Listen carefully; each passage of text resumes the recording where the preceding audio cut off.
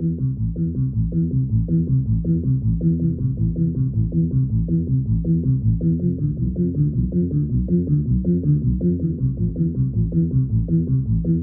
was so complacent with the life that I was facing that I just sat back and let life take place without taking part in the process. I lost myself, almost lost my soul, almost gave up, lost sight of all my goals. No longer knew how to use my vision, blind with 20/20 vision, slight incisions, collisions with death. I was the highest official, made myself the ref and the coach, calling all the plays, subtle with unsubtle ways. Thought at this point I'd be walking aimlessly to the end of my days, stuck in the days, out of touch with my own being that I was unfamiliar with who I was, cause I grew up with no identity, didn't see, couldn't see who I could be, who I should be, who I could be.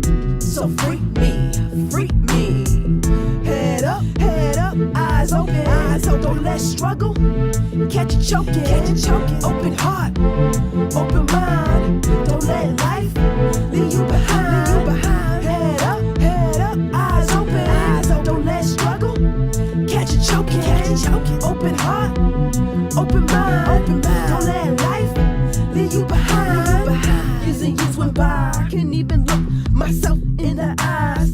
Well, I am so excited to be joined by the acclaimed lyricist and poet, Sade, also known as Lyrically Aware. Sade, thank you so much for joining me today. Well, thank you for having me. Sade, I'm so excited the audience just got a sneak peek of your amazing talent. And in addition to you being such a beautiful wordsmith and poet, obviously, and lyricist, I also think you're such an amazing storyteller. And I'm curious where that curiosity of storytelling, but specifically love of words, came from. Do you remember when that occurred for you? Definitely when I was a little girl. My mom, she's a poet herself.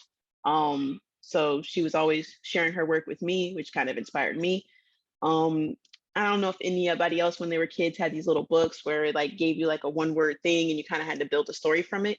I used to have those books and I used to fill them out daily, like just be going in on stories. So like I always just kind of had it in me from child, and it kind of just developed over time. I love it. You were manifesting your career from an early age, but obviously it was a gift that you've obviously a craft that you have, fine-tuned throughout your life and career. I'm curious, do you have any big moments in your life where you were like, wow, I can see myself now really doing this professionally? Was there an aha moment, or were you just always doing it?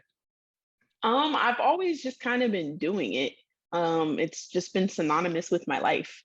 And it wasn't really until recent where I just kind of had the time and I'm just like, you know what, why?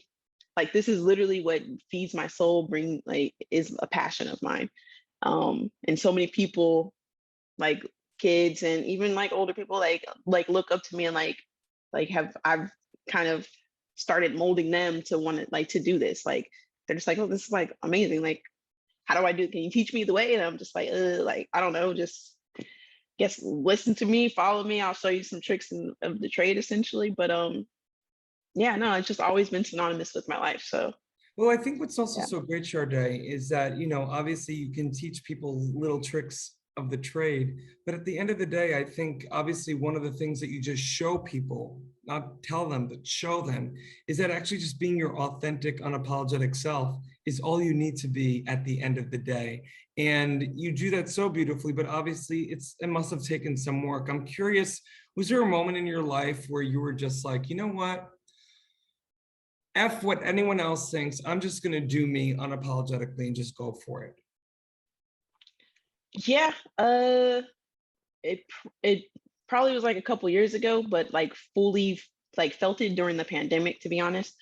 And I mean, we're still technically in it, but when it first started, and just it made you it made me realize a lot of things about life and just like how quick it can be gone from you. So just kind of live in your truth and just be authentic as you, and people who are going to ride with you are going to ride with you. People who aren't, they weren't meant to.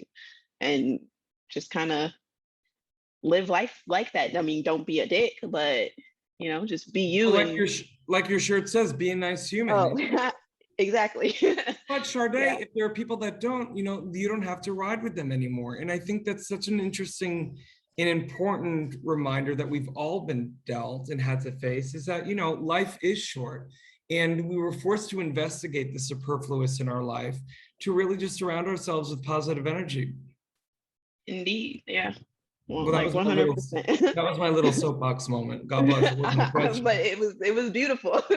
It was, so it was Sade, needed. before I ask my final question, I just want to let everyone know, for more on Sade, also known as Lyrically Aware, you can read more about them right below this video.